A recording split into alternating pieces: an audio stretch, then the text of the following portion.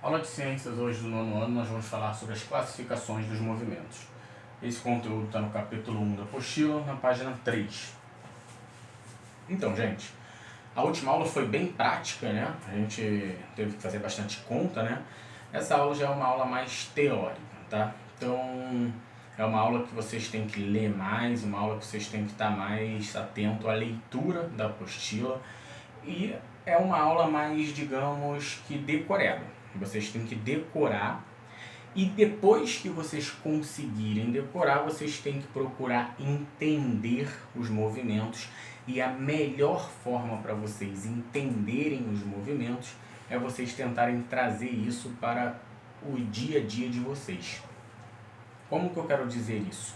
Por exemplo, primeiro vocês vão ter que decorar a classificação de cada movimento. Isso é inevitável. E depois vocês vão ter que trazer, né, esse contexto para o que vocês acabam fazendo no dia a dia, né, na movimentação de vocês, para que vocês consigam entender, compreender como que funciona esses movimentos, essas classificações dos movimentos no dia a dia. Porque não são poucos os movimentos, são muitos os movimentos, nós sabemos, e infelizmente nós temos que saber, tá? Alguns movimentos vão ter algumas abreviações, como MRUV, que nós vamos ver que é um movimento retilíneo uniforme variado, MRU, movimento retilíneo uniforme, MUV, movimento uniforme variado. Tudo isso nós vamos estar definindo aqui. Só que vamos fazer tudo isso numa ordem que seja mais simples da gente estar conseguindo compreender, tá? Vamos primeiro entender que movimento é tudo aquilo que vai estar relacionado à física mecânica, né? A gente já entendeu que a física é dividida em algumas partes, né? Ou melhor, subdividida, né? Porque ela é dividida em física clássica e moderna. E aí depois a física clássica, que é a física que nós estudamos, é subdividida, e uma dessas subdivisões é a física mecânica, né? O estudo da mecânica. E a mecânica vai estudar justamente o movimento dos corpos. E estes movimentos têm definições. E aí, estas definições, elas vão ser em cima de duas variáveis. São elas a trajetória e a velocidade. Então, toda vez que eu quiser definir ou classificar um tipo de movimento, eu sempre vou partir do princípio da trajetória ou da velocidade. Eu consigo definir um movimento partindo do princípio dessas duas variáveis, da trajetória e da velocidade?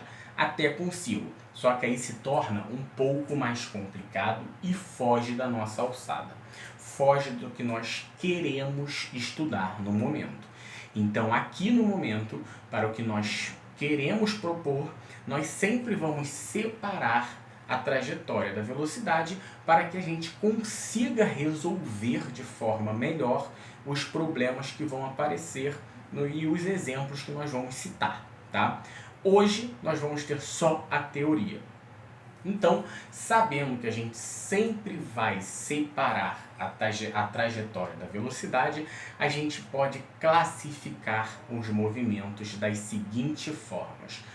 Em relação à trajetória, o movimento ele pode ser retilíneo ou curvado. Desculpa. O que isso quer dizer? Quer dizer que quando ele é retilíneo, ele sempre vai seguir uma trajetória em linha reta, tá?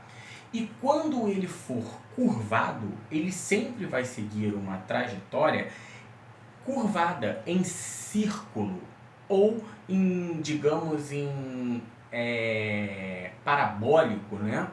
Mas, professor, e se ele for em espiral ou se ele for em zigue-zague, ele vai ser curvado, ok?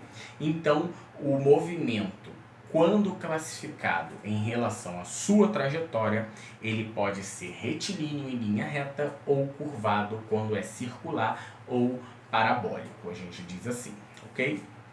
Já em relação à velocidade, ele já tem mais classificações. Ele pode ser variado, que é quando vai apresentar uma velocidade variada, né? Essa velocidade pode diminuir, aumentar, enfim, é uma velocidade variada. Pode ser uniforme, quando a sua velocidade é constante, né? Ele mantém a mesma velocidade o tempo inteiro. Pode ser acelerado, é quando você vai ter uma velocidade que vai aumentando gradativamente, sempre, né? E nós podemos ter a retardada, que é quando nós vamos ter uma velocidade que vai diminuindo sempre. Tá? Então, em relação à velocidade, o movimento pode ser variado quando a velocidade vai variando, aumentando, diminuindo, no mesmo movimento. Pode ser uniforme, quando a velocidade é constante, a mesma velocidade durante todo o movimento.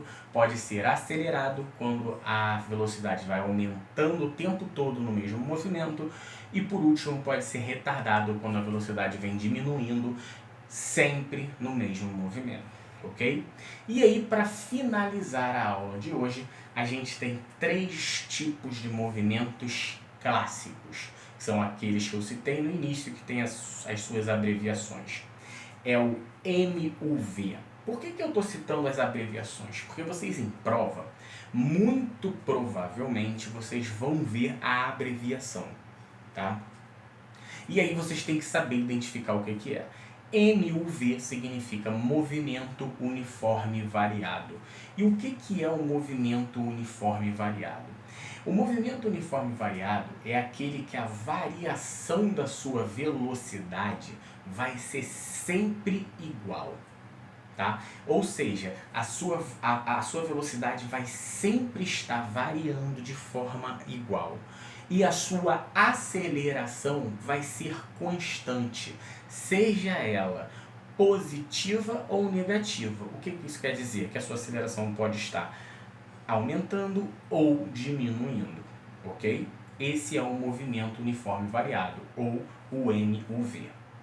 Já o outro, que é o MRU, movimento retilíneo uniforme, é quando o percurso, né, quando você vai percorrer uma distância igual em intervalo de tempo igual. Compreende? Quando você percorre uma distância igual em intervalo de tempo igual. Quando você leva o mesmo tempo para percorrer a mesma distância. Ou seja, a gente diz que a velocidade média é igual à velocidade instantânea.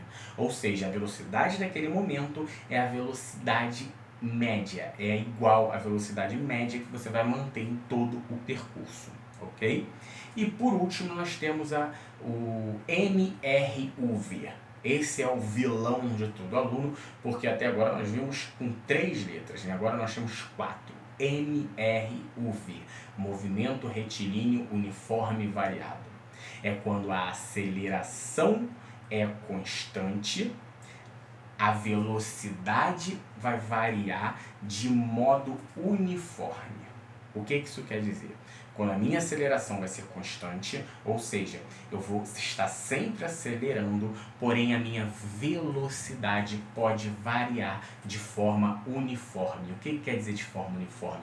Que a minha velocidade ela vai estar sempre aumentando, já que a minha aceleração é constante, eu vou estar sempre acelerando, a minha velocidade vai estar aumentando uniformemente, ok?